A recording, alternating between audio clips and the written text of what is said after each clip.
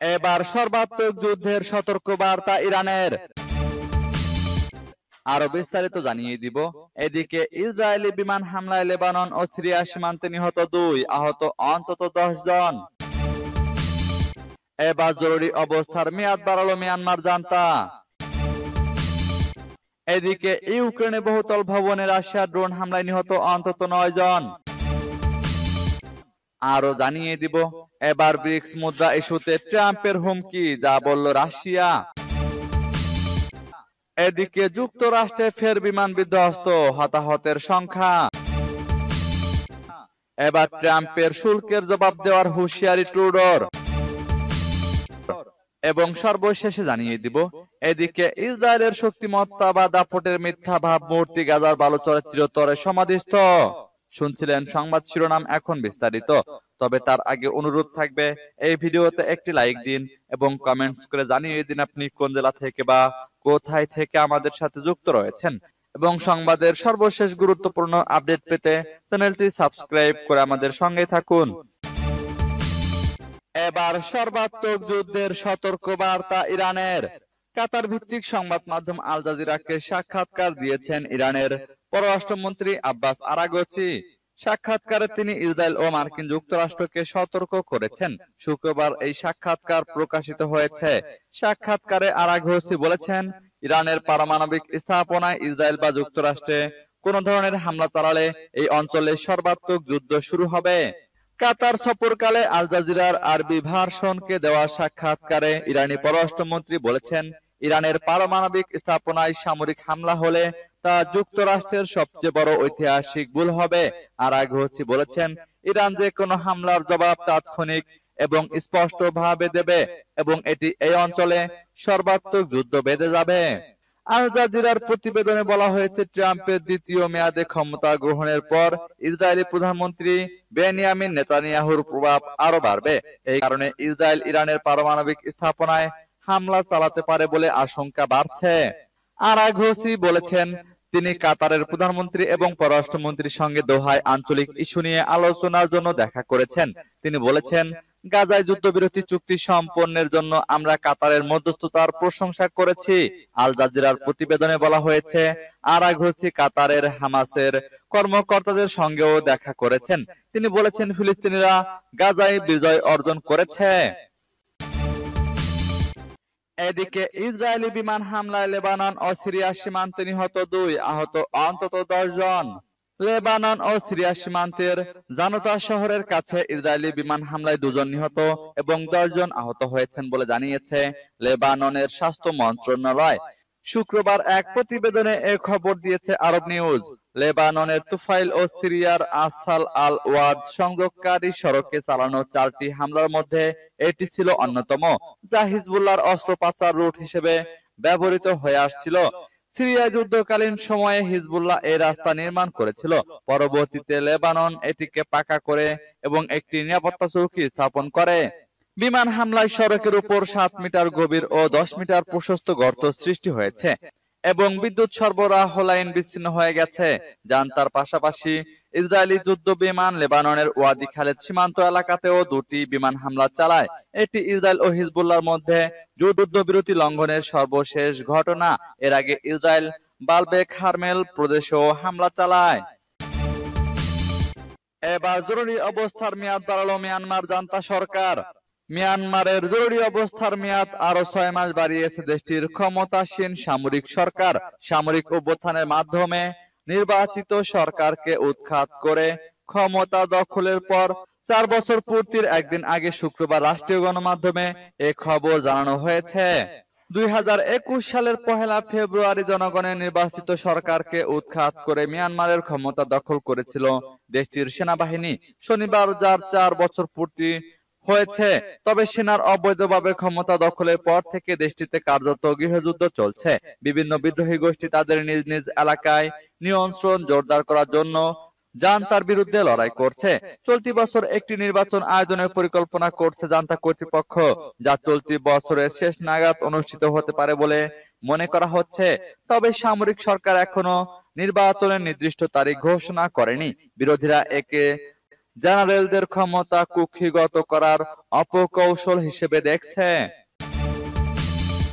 এদিকে ইউক্রেনে বহুতল ভবনে রাশিয়ার ড্রোন হামলায় নিহত অন্তত 9 জন। ইউক্রেনের পূর্বাঞ্চলের সুমি শহরে একটি আবাসিক ব্লকে রাতভর ড্রোন হামলা চালিয়েছে রুশ বাহিনী। এতে 3 বয়স্ক দম্পতি সহ 9 জন নিহত হয়েছেন। এ ঘটনায় আহত হয়েছেন আরো 13 জন। রাশিয়ার অনলাইন সংবাদ মাধ্যম দ্য মস্কো টাইমস এ খবর জানিয়েছে। ইউক্রেনের প্রেসিডেন্ট ভলোদিমির জেলেনস্কি সামাজিক যোগাযোগ মাধ্যম এক্সে লিখেছেন, এটি একটি ভয়াবহ ট্র্যাজেডি, ভয়াবহ রুশ অপরাধ। এসব সন্ত্রাসের জন্য বিশ্ব যেন রাশিয়ার উপর চাপ প্রয়োগ না করে থামিয়ে দেয়।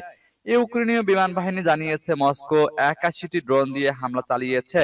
এর মধ্যে ইরানের তৈরি শাহেদ ড্রোনও রয়েছে। বিমান প্রতিরক্ষা ইউনিটগুলো সুমি এবং রাজধানী কিয়েভের কাছে সহ বিভিন্ন অঞ্চলে 37টি ড্রোন ভূপাতিত করেছে। পুলিশ জানিয়েছে 19 ঘন্টা পরে অনুসন্ধান অভিযান সম্পন্ন হয়েছে। উদ্ধারকারীরা ধ্বংসস্তূপে 9টি মৃতদেহ খুঁজে পেয়েছেন এবং 2 জন আহত হয়েছেন। ইউক্রেনীয় প্রসিকিউটররা জানিয়েছেন নিহতদের মধ্যে 3টি দম্পতি ছিলেন। 61 থেকে 74 বছর বয়সী পুরুষ এবং নারী। নিহতদের মধ্যে 37 বছর বয়সী এক নারীও ছিলেন। তার 8 বছর বয়সী মেয়ে আহত হয়েছে। সূত্র দ্য মস্কো টাইমসের। এবার ব্রিক্স মুদ্রা ইস্যুতে ট্রাম্পের হুমকি, যা বলল রাশিয়া। রাশিয়ার নেতৃত্বাধীন ব্রিক্স জোটের সদস্য দেশগুলো যৌথ মুদ্রা তৈরির বিষয়ে আলোচনা করছে না, বরং সাধারণ বিনিয়োগ প্ল্যাটফর্ম তৈরির বিষয়ে কথা বলছে। শুক্রবার এক বিবৃতিতে কথা জানিয়েছেন ক্রেমলিনের মুখপাত্র দিমিত্রি পেসকভ। ব্রিক্স মুদ্রা ইস্যুতে মার্কিন প্রেসিডেন্ট ডোনাল্ড ট্রাম্পের হুমকি নিয়ে মন্তব্য করতে গিয়ে মূলত কথা বলেন পেসকভ। এর আগে বৃহস্পতিবার যেখানে ট্রাম্প হুমকি দিয়ে বলেছিলেন ব্রিক্স যদি ডলার থেকে দূরে সরে যায় তাহলে তিনি এর সদস্য দেশগুলোর উপর শুল্ক আরোপ করবেন। তার এই হুমকির বিষয়ে পেসকভ স্পষ্ট করে বলেন, ব্রিক্স কখনোই যৌথ মুদ্রা তৈরির আলোচনা করেনি এবং কখনো করছে না। ক্রেমলিন মুখপাত্র বলেন, ব্রিক্স মূলত নতুন যৌথ বিনিয়োগ প্ল্যাটফর্ম তৈরির কথা বলছে, যা তৃতীয় বিশ্বের দেশগুলোতে বিনিয়োগ এবং পারস্পরিক বিনিয়োগের সুযোগ করে দেবে। পেসকভ জানান, রুশ প্রেসিডেন্ট ভ্লাদিমির পুতিন আগেও এ বিষয়ে কথা বলেছেন। এ সময় তিনি মার্কিন নিষেধাজ্ঞাদের কটাক্ষ করে বলেন, সম্ভবত বিশেষজ্ঞদের উচিত প্রেসিডেন্ট ট্রাম্পকে ব্রিক্সের এজেন্ডা আরো ভালোভাবে ব্যাখ্যা করা। এদিকে যুক্তরাষ্ট্রে ফের বিমান বিধ্বস্ত, হতাহতের শঙ্কা। যুক্তরাষ্ট্রের ফিলাডেলফিয়ার উত্তর পশ্চিম অঞ্চলে শুক্রবার সন্ধ্যায় এবার ছোট একটি বিমান বিধ্বস্ত হয়েছে। এতে বেশ কয়েকটি বাড়ি ও গাড়িতে আগুন ধরেছে। শনিবার বিবিসির অনলাইন প্রতিবেদনে এই তথ্য জানানো হয়েছে। দেশটির কর্মকর্তারা বলেছেন বিমানটিতে 6 জন আরোহী ছিলেন।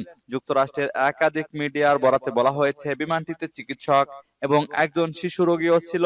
বিমান বিধ্বস্তের পর জরুরি পরিষেবার কর্মীরা দ্রুত ঘটনাস্থলে পৌঁছায়। সেই সঙ্গে লোকদের ঘটনাস্থল থেকে দূরে থাকার আহ্বান জানানো হয়েছে। ফিলাডেলফিয়ার মেয়র পার্কার এক সংবাদ সম্মেলনে বলেছেন, বিমান বিধ্বস্তের ঘটনায় কতজন হতাহত হয়েছে তা এখনো সিটি কর্মকর্তারা জানেন না, তবে আমরা সবাইকে প্রার্থনার আহ্বান জানাচ্ছি। জেড রেস্কিউ এয়ার অ্যাম্বুলেন্স জানিয়েছে বিমানটিতে 4 জন ক্রু, একজন শিশু সহ 2 জন যাত্রী ছিলেন। বিবৃতিতে সংস্থাটি জানিয়েছে, এই মুহূর্তে কেউ বেঁচে আছে কিনা আমরা নিশ্চিত করতে পারছি না। এর আগে গত বুধবার যুক্তরাষ্ট্রের ওয়াশিংটন ডিসির রিগান ন্যাশনাল এয়ারপোর্টের কাছে একটি যাত্রীবাহী বিমান ও হেলিকপ্টার সংঘর্ষ হয়েছে। এতে এখন পর্যন্ত 41 জনের লাশ উদ্ধার করা হয়েছে। এবার ট্রাম্পের শুল্কের জবাব দেওয়ার হুঁশিয়ারি ট্রুডোর। মার্কিন প্রেসিডেন্ট ডোনাল্ড ট্রাম্প বলেছেন, 1 ফেব্রুয়ারি থেকে কানাডা থেকে আসা সকল পণ্যের উপর 25% শুল্ক আরোপ করা হবে। এছাড়া হোয়াইট হাউসের পক্ষ থেকেও শুক্রবার একই বার্তা দেওয়া হয়েছে কানাডাকে। যুক্তরাষ্ট্রের এমন পদক্ষেপের জবাবে পাল্টা ব্যবস্থা নেওয়ার হুমকি দিয়েছেন কানাডার প্রধানমন্ত্রী জাস্টিন ট্রুডো। ট্রুডো বলেছেন, ট্রাম্পের এই পদক্ষেপের তাৎক্ষণিক এবং ক্ষিপ্র জবাব দেওয়া হবে। শুক্রবার ট্রুডো বলেন, কানাডা জবাব দিতে প্রস্তুত। অভীষ্ট সাধনের লক্ষ্য নিয়ে তাৎক্ষণিকভাবে জোরালো এবং জুৎসই জবাব দেওয়া হবে।